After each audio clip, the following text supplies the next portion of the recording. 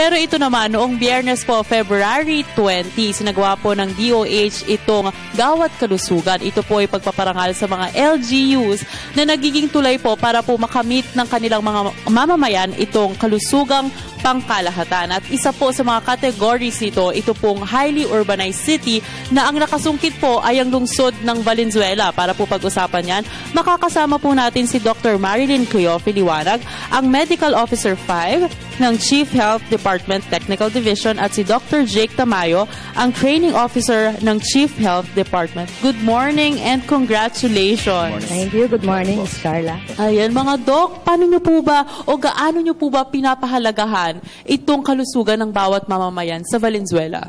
Of course, we are very fortunate that the support that is being given by our local chief executive, because health is included in one of his priorities, and annually nag-i-increase yung budget health allocation sa amin. So ito yung ginagawa namin or ginagamit namin sa implementation ng aming health programs para matugunan yung mga pangangailangan ng aming mga constituents. So ano-ano po ba yung mga programa o yung mga efforts? Again, dun po sa budget na binibigay sa inyo, ano pong ginagawa ninyo doon?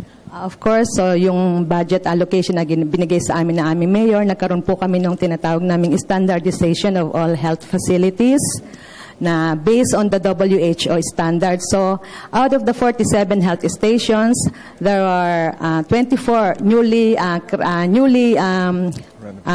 renovated or constructed health center. So, of course, with complete equipments and medicines and other supplies. Another effort that we're doing right now is yung aming capability building para sa aming mga health workers, kasi sila yung frontliners namin, sila yung bumababa sa komunidad para malaman kung ano yung mga pangangailangan ng aming mamamayan. And of course, yung aming tinatawag na community participation and multi-sectoral collaboration with the different sectors. Alam naman natin na ang health, hindi nag-iisa ang health, hindi namin kayang tugunan yung mga pangangailangan ng mga mamamayan, kaya kailangan namin ng tulong ng iba't ibang sektor. Ayan, siguro Doc Jake, ano po ba usually yung kumbaga sa mga health centers, ano po ba usually yung mga nagiging problema o yung usual na sakit na inyong na-encounter? Usually po, ang kadalasan nakikita talaga natin sa mga health centers, sa mga bata, usually mga respiratory problem pa rin, no? Nandiyan yung ubo, sipon, lagnat, yun po yung kadalasan napapansin natin at nakikita natin, nakukonsulta natin sa health centers. At yun po yung pinagtutugunan natin ng pansin at binibigyan natin sila ng karapatang gamot para dito po sa mga ganitong klaseng sakit. Of course, aside from the respiratory, marami pa pong iba, no? And hindi lang naman po sa mga bata, pati po sa mga elderlies, yes. Concern din po ng ating mga health centers. Ayan. Kanina po na banggit nyo po na siyempre kailangan po ng, of course, ng effort with the community kung kailangan nyo makipag-coordinate with them. Paano po kayo nakikipag-coordinate sa mga barangay? Again, sabi niyo there are 47 health centers. Paano po yung inyong mga medical mission, if there is? Paano po yung coordination? Aside from the medical mission that we are conducting, so yung may mga health center kami na mga assigned mga health physicians. So sila yung responsible para sa aming health promotion activities, advocacy campaign. So sila yung gumagawa ng plano para bumaba sa komunidad and makipag-coordinate kung sino-sino dapat ang makipag-linkage sila, kung sino yung dapat na may kaalaman para dun sa programang itatayo namin or proyekto na aming i-implement. Another thing po, if I may just add, karamihan po ng ating mga health centers are situated also together with the barangay complex. Kaya yung coordination po ng health center with the barangay officials ay madali po kasi magkasama po halos yung health centers together with the barangay officials. Kaya yung link po natin, yung ating coordination with them ay madali lang. And so far, very cooperative naman po yung ating mga barangay officials as far as in the promotion din po ng health sa city. Ayan, alam mo before, nung mga bata kami, meron din kami mga ganyang barangay. Every Saturday, pumupunta kami for free bakunas, free check-up. Dito po, pagpunta po nila sa health center, may araw po ba? At ano-ano po yung mga services na meron? Okay, usually po sa health centers, araw-araw naman po yung ating mga konsulta, no? Consultation po.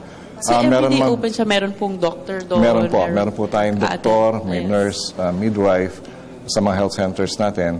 Yung atin pong pagbabakuna is also done on a weekly basis. Alam na po ng ating mga constituents yan kung ano po yung schedule ng bakuna.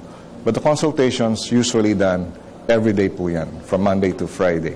Wow, okay. If I may add, actually meron kami tinatawag na immunization day every Wednesday. Pero it doesn't mean na isang araw lang ang bakuna, ang pagbabakuna. If ever may dumating at kailangan na bigyan ng bakuna, so hindi na namin pinanghihinayangan yung masasabi or wastage lang yung vaccine. Kahit isa lang ang babakunahan, we see to it na bibigyan nyo. So yun tinatawag namin open vial policy.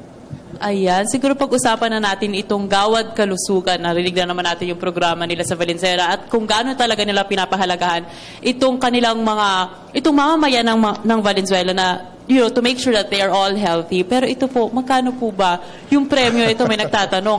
Ano po ba yung nakuha ninyong premyo sa Gawad Kalusugan? At sa tingin nyo, bakit po kayo ang napiling highly urbanized city ng DOH?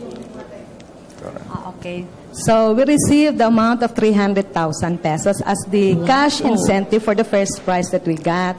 So gagamitin namin ito sa mga priority health projects namin, and according to our chief officer in charge, ang #1 priority program namin is capability building.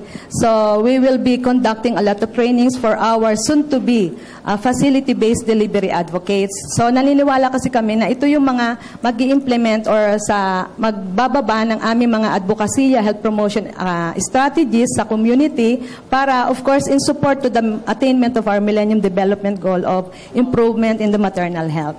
So, ayan. So ito po ba ang mga aming pang aabangan para po for the future? Yes. Ayan. Siguro po, message to our viewers na lang po at again, congratulations to Valenzuela and sa inyo po, Dr. Marilyn Cleofiliwanag and Dr. Jake Tamayo. Any last message to our viewers? Of course, we are very happy na natanggap namin itong award na ito. And I think, I would say na we have achieved one of the health sector goals of more responsive health system because of this citation. So maraming salamat and also thank you for having us here. Okay. Siguro po, isang karangalan para sa Valenzuela makatanggap po ng ganitong award.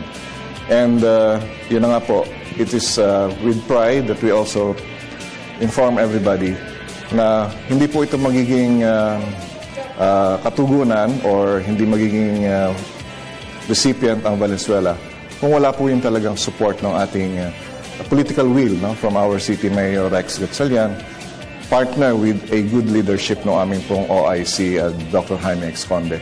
So, combining two, political will and a good leadership, kaya po nagre-reflect na po sa Valenzuela. At kami po ay tuwa-tuwa nakatanggap ng ganitong klaseng award. Congratulations, congrats, and keep up the good work. Thank you so much. Again, nakasama po natin si Dr.